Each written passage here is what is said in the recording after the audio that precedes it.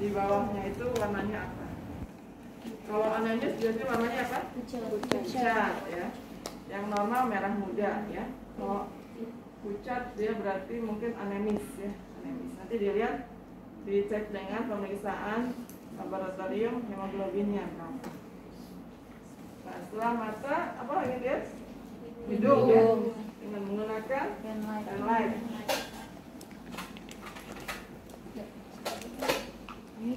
Ya.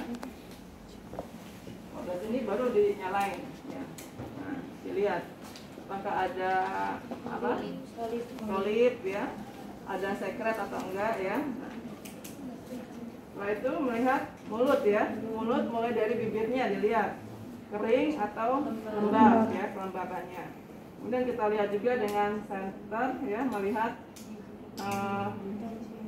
tonsilnya ya, bengkak atau tidak. Kemudian juga giginya apakah ada karies ya atau tidak ya. Bibirnya kotor atau bagaimana ya, diperiksa. Kemudian kita telinga ya, telinga juga kita lihat apakah ada sekret yang keluar ya, ada kanan kirinya ya, kita lihat. Nah, setelah itu leher ya. Wajah sudah selesai.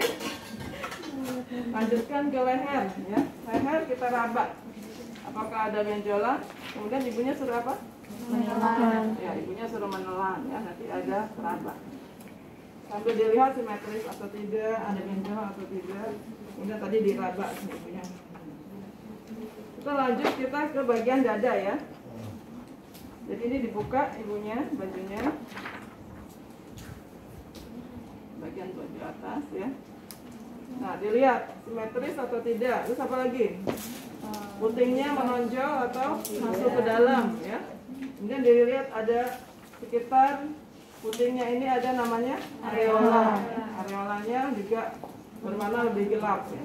Kita juga bisa tekan di sini untuk melihat apakah ya, ada kolesterol sudah keluar atau belum ya. Kalau sudah ditutup lagi. Sebenarnya nggak perlu dimasak ya, karena masak pada payudara bisa merangsang kontraksi ya, jadi cukup dilihat aja ya. Kalau mau ini raba, kalau dia ibunya mengatakan ada benjolan ya baru kalian raba ini. Selanjutnya adalah pemeriksaan apa? Leopold. Leopold 1 meriksa apa?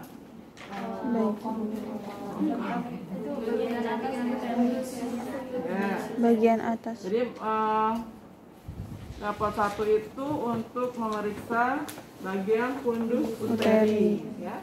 Fundus uteri di mana? Di bagian atas ini ya. Bagian bawah ini kita kumpulkan dulu ya.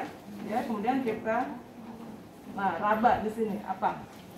Misalnya di sini agak lunak ya. Tidak beraturan, kemungkinan di sini adalah bokong. Nah, kemudian kita ukur tinggi fundus uterinya. Ya. Tunggu fundus uterinya, ukurnya jangan sembarangan ya, tapi nolnya mulai dari incinya di atas ya, sentimeternya di bawah. Ini mulai dari simfisis ya, mulai dari simfisis pubis sampai fundus uteri. Nah, kalian begini aja. Nah, fundus uterinya itu sampai sini. Begini aja langsung nanti baru dilihat berapa. Di sini 58 ya. Jadi kalian ukur aja dulu, kalau udah selesai baru dilihat. Jadi jangan berusaha mau lihat dari sini gitu ya. Jadi ukur dulu baru dilihat. Ini jangan ada yang kelipat-lipat ya gini. Nolnya di simfisis ya. Jangan nolnya di fundus. Itu untuk biasa Leopold berapa? 1. Leopold 2 untuk mengukur apa? DJJ. Leopold 2 itu untuk mengetahui posisi janin. Ya. Mengetahui posisi janin gimana caranya? Kita tetap masih menghadap ke pasien ya. Ini tangan kita ada di kanan kirinya perut ibu. Nah, yang satu mendorong, yang satu merasakan. Ini apa ya? Kalau di sini teraba lurus ya, panjang seperti papan, berarti di sini apa? Punggung. Berarti punggung apa di sini? Kalau misalnya di sini Punggung kiri. Jadi kiri ibunya, bukan kiri pemeriksa ya. Kiri ibunya ya. Kalau kiri ibunya ini berarti punggung kiri. Atau kalau misalnya yang raba punggungnya di sini berarti punggung kanan. Jadi kalau misalnya di sini teraba lurus ya, agak panjang, biasanya di sini agak kosong. Berarti di sini ada ekstremitas ya. Nah itu, kemudian kalau kita sudah tahu ini bokong, berarti sini kepala, sini punggung ya. Kemudian kita harus menentukan DJJ. Ini kita tarik dari pusarnya ke arah inguinalis ya. Nah kira-kira sepertiga dari atas ini adalah posisi untuk mengukur DJJ ya. Mana lain lagi kok nggak ada? Kalau nggak ada pakai ini ya. Mel di dalam situ. Ini nggak bisa. Ya. Caranya ini dikasih jelly dulu ya. Dikasih jelly, kemudian ditempelkan di tempat tadi. Nah, coba dengar. Kalau di sini biasa udah keluar ya, berapa DJJ-nya. Tapi kalau tidak ada ini, soplet, tadi mana? Ini ya, pakai ini. Di sini tadi kita dengarkan gitu. Ya. Kemudian sambil diraba, kalau itu sama dengan nadi ibunya, berarti itu suara nadi ibunya ya. Jadi kita harus geser lagi ya. Harus beda dengan nadi ibunya. Berarti itu adalah berarti DJJ. Berapa normalnya? 120 sampai 160. 120 sampai 160. Ya, itu tadi mau dapat berapa? 2. Dapat 2 mengukur apa? Mengetahui posisi janin, denyut jantung janin. Dapat 3 untuk apa? Mengukur bagian bawah atau bagian terendah. Bagian bawah dan bagian terendah itu mana? Nah ini bagian di atas simfisis ya. Kita raba sini. Cukup pakai satu tangan aja. Diraba. Kalau misalnya bisa digerakkan, bulat, ya keras, berarti itu adalah ya. Seperti itu. Ini dapat berapa tadi? 3. Untuk menentukan bagian terendah ya, bagian terendah. Bagian terendah apa di sini? Kalau yang pot 4, kalian menghadap ke kaki pasien ya, meraba seperti ini. Kalau mungkin disesuaikan juga dengan usia kehamilan ya. Misalnya kalau pasiennya sudah 36 minggu, 38 minggu, nah itu kalian bisa raba ya. Itu kan berarti sudah mau infartu ya. Kalau misalnya tidak ketemu seperti ini, berarti kepalanya mungkin sudah masuk ke PAP. Apa PAP? Pintu atas. Ya, pintu atas paru ya. Kalau seperti ini berarti sudah masuk ke. Tapi kalau misal tangan kita bertemu seperti ini, kemudian masih bisa digerakkan, kemungkinan kepala belum masuk. Ya, misalnya masih 30 minggu atau 34 minggu ya. Belum masuk PAP.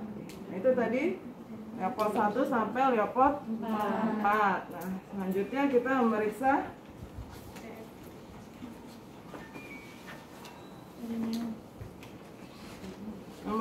vagina ya. Vagina kita diperiksa apakah ada keluaran. Jadi dibuka ya pakaian dalam ibunya ya. Atau bisa juga ditanyakan ada keluhan, ada keluar darah, putihan misalnya, kebersihannya ya, itu yang diperiksa. Siapa ya? Terus kemudian memeriksa kalau pasiennya hemoroid, mungkin juga bisa ditanyakan pernahkah BAB berdarah ya, jadi pasien pernah memeriksa hemoroid. Kemudian memeriksa bagian ekstremitas bawah ya. Ini diperiksa apakah ada udem atau tidak dengan cara menekan daerah sini ya. Kalau ada udem berarti ada bekas tekanan ya, tidak kembali. Kalau normalnya kan seperti ini ya, langsung ya. Tapi kalau ada bekas tekanan berarti udem. Kemudian juga diperiksa apakah ada varises ya. Varises itu pelebaran pembuluh darah Jadi tadi venanya akan keluar ya, mungkin akan, udah pernah lihat varises? Ya seperti itu ya, ada venanya ya. Nah, kemudian kita melakukan pemeriksaan patella ya. Dengan cara ini menahan daerah pahanya kalau ibunya tiduran, kemudian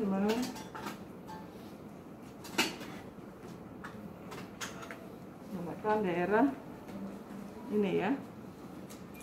Apakah ada refleks patella?